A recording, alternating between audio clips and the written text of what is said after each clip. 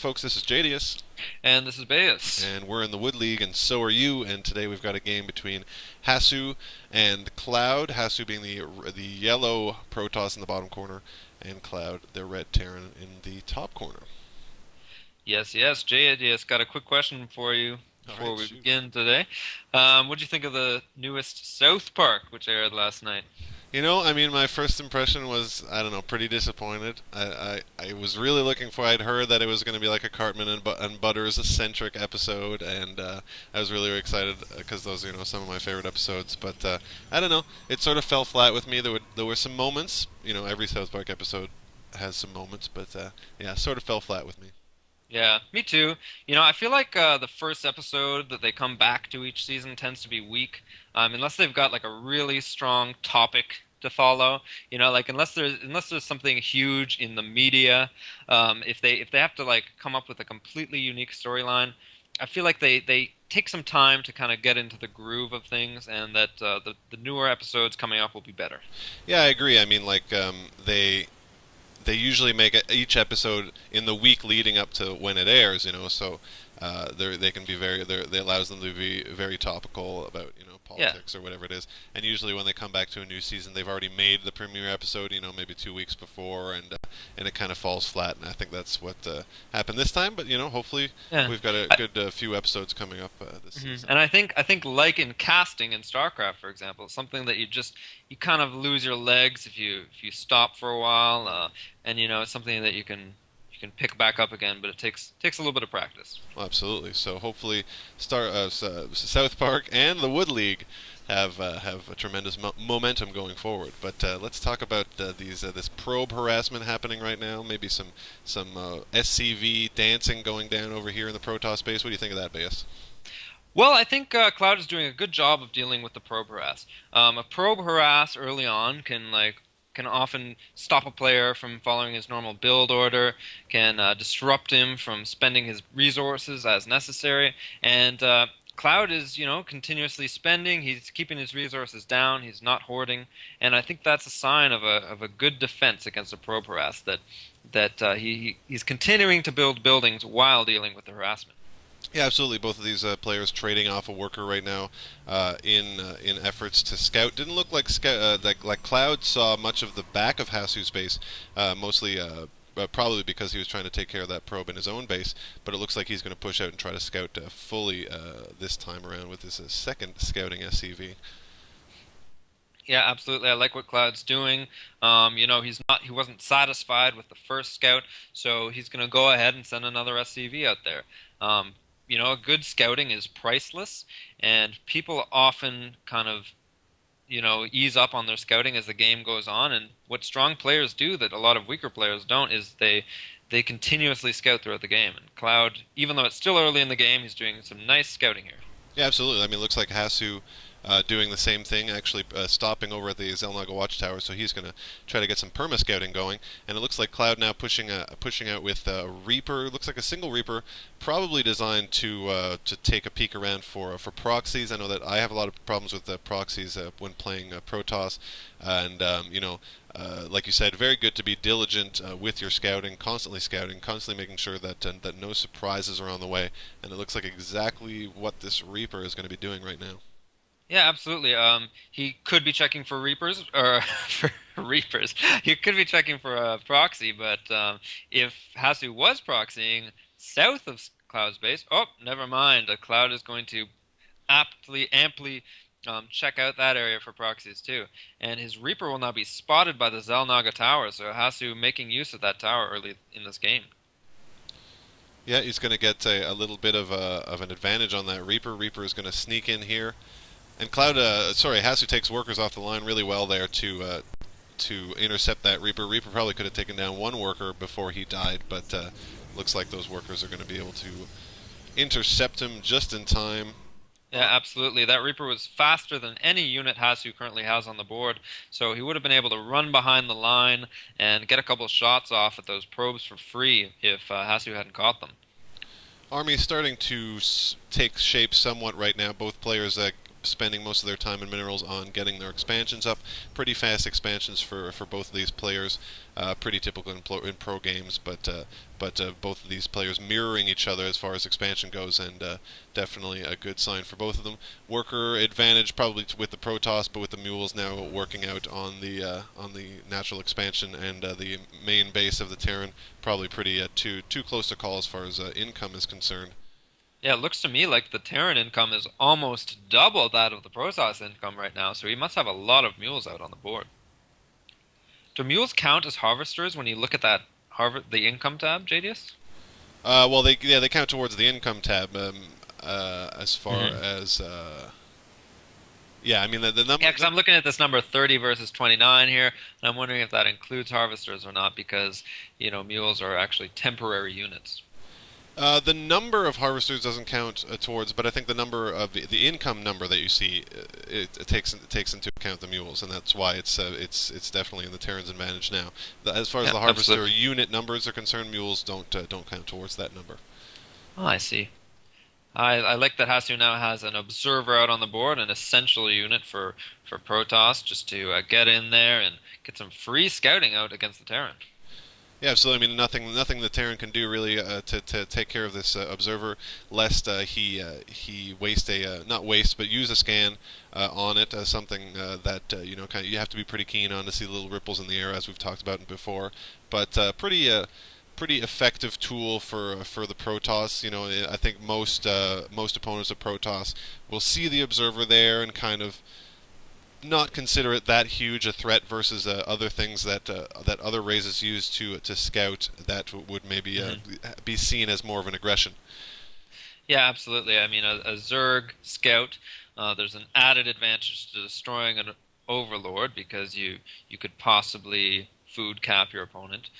But looks like a battle is about to come up here. Cloud quickly clearing off that Zalnaga tower before moving in.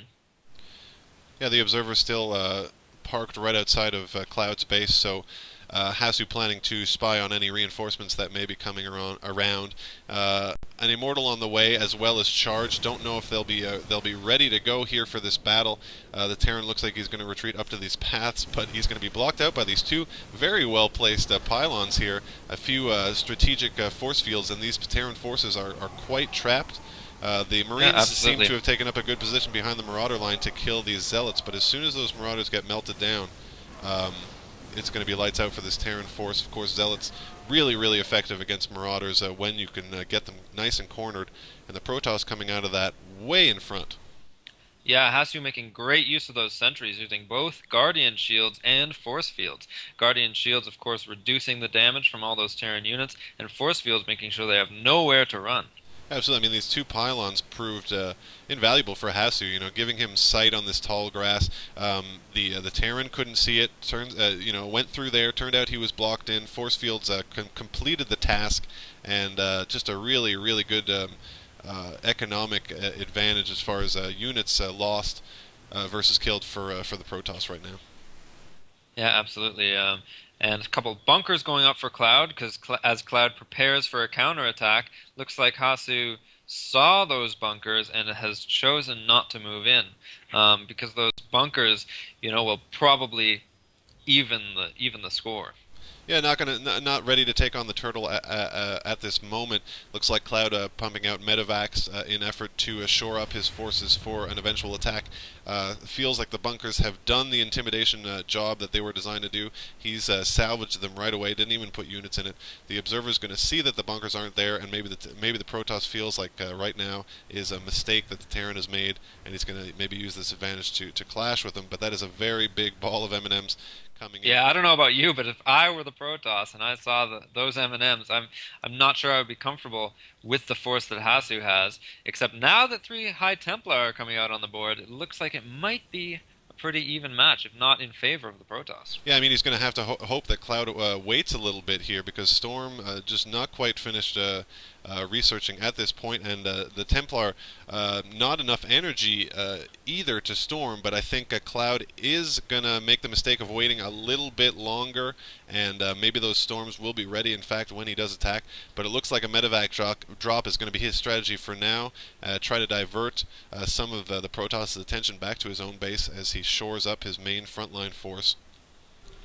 Yeah, Hasu, noticing that those M&Ms are moving to the southeast, I suppose, checking for additional expansions, checking for possible proxy pylons in the southeast, and he's probably has his attention away as this drop comes in on his main. Feedback going down there on the medevacs. The medevacs are going to try to retreat for the time being. Looks like they're going to retreat fully, abandoning those forces down there in the Protoss base. And forces doing some pretty good harassment on this main base, but luckily there is an expansion for those workers to divert to. Not a lot of worker losses. Those workers getting right back to work. The main base Nexus being rebuilt right away, and I don't Yeah, know. now Hasu's expansion is incredibly saturated with probes. Many of these probes simply running back and forth, not sure what to do.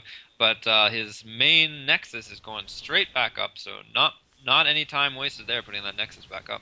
Here's the clash we've been waiting for, or maybe not. Maybe the Protoss going to take a few more seconds to compose himself. Templar now, a good amount of energy for the storms. A One couple of them Archon in the back. warped into Archons. I'd like to see that Archon in the front. It is, of course, a great tank. Storms going down right now. Terran absorbed the bulk of that, didn't really move out of it, and third storm more or less wasted, but some good intimidation there on the Terran, making him think twice about pushing out a couple of ghosts now for the Terran. He's going to try to take care of the storms EMP-wise. And like you said, Baeus, I mean, just tremendous amount of yellow dots about the map, scouting and knowing what's going on now. Two High Templars sneaking back into this mineral line of this expansion, really going to do some tremendous damage to these workers and pretty much stop all mining here at this expansion. Absolutely. Hasu actually storming his own zealots with that that force of High Templar there. And now this single Archon is going to wreak havoc and probably not get a kill, but just kind of keep Cloud in the back of his base. He's really doing a good job of intimidation and preventing Cloud from moving out, keeping him on his heels. It's a great tactical advantage at this point in the game. Looks like Cloud has kind of gotten the idea that Hasu may have taken a position over here through this back lane to his base, going out to pylon searching right now, and you think he's going to find them all. These medevacs poised to see this pylon. They do see it, but Cloud doesn't, I don't think, and he's going to leave it there. Unfortunately for him, probably could have taken down that pylon with little to no resistance at all. Oh, and a feedback taking down a whole medevac loaded up with troops. And if he's not Nice. careful, they're all going to go down to feedbacks. He's got to be careful here. There's one, there's two, and oh god, three fully loaded medevacs going down for Cloud, and he's got to be pissed off at that for sure. Yes, absolutely. I do think he saw that pylon. I think the reason that Cloud moved out was that he didn't think that Hasu had noticed his medevacs. Those troops were meant to get to the back of Hasu's base, and they were meant to drop in again and destroy that nexus, but they weren't able to get it done. Over here now at the Zelnaga Watchtower in the middle, two perfectly placed High Templar up here on the high ground where the Terran couldn't see, just absolutely dropped two terror storms on these M&Ms and medevacs. Didn't completely kill them, but really shook Cloud up. Cloud now kind of more or less in the last two skirmishes spread over the map, and his reaction time really paid the price there. Yeah, absolutely. Just great to be able to notice things that are happening quickly and move your units out of those storms, because if he wasn't paying attention, they all would have died, no doubt about it. The Ghosts take a forward position there. 4 quick EMPs into the Protoss forces. Most of these High Templars now left without energy. A storm, one last High Templar left with some energy. A storm going down. These really, really weak Marauders now going to try to do as much damage as they can. But hey, there's even more storms that I can't even see. They're just hiding all over the place. And looks like these Terran forces are going to pay the price and going to have to retreat now, or if not, die completely.